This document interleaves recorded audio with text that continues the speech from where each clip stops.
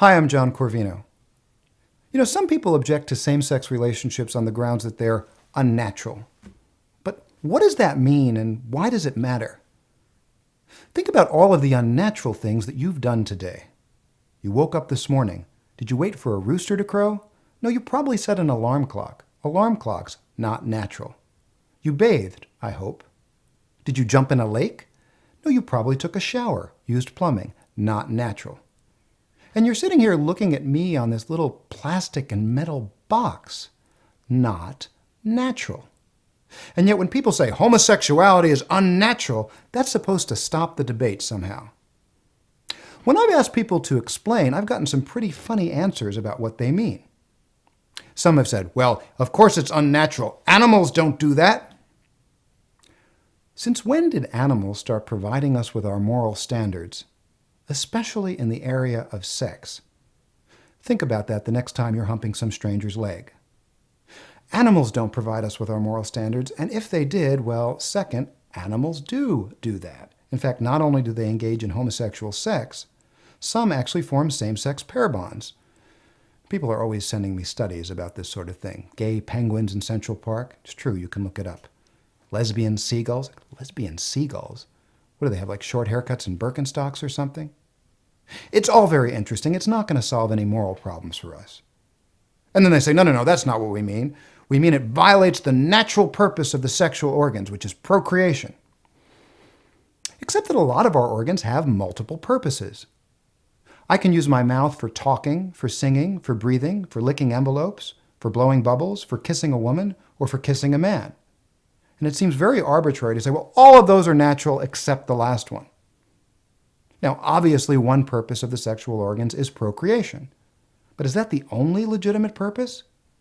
Straight people often have sex even when they don't want children yet, don't want any more children, or can't have children. Why? Because they recognize that sex has other important purposes, like expressing affection, building intimacy, pursuing sexual joy for its own sake. And if it's okay for straight people to pursue these aims, even when procreation is not a factor, it seems inconsistent and unfair to say that it's unnatural for gay people to pursue the exact same aims. But people still want to insist that it's unnatural, and I say, why? And they say, plumbing.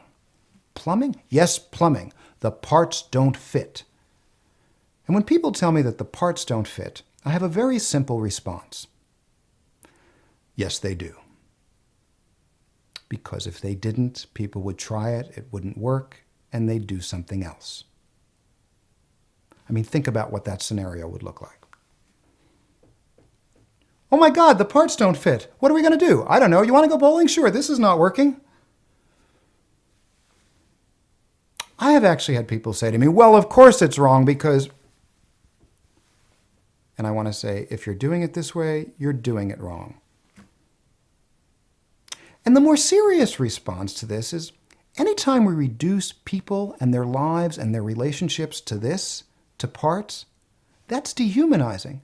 And it's ironic because it's usually opponents of homosexuality who say that we treat sex as this base, animalistic thing devoid of meaning, when in fact that's what they're doing in this case. Frankly, I think when people say homosexuality is unnatural, it's just a fancy, dressed-up way of saying it's icky.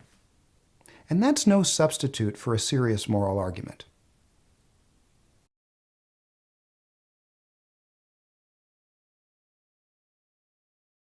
I mean, really?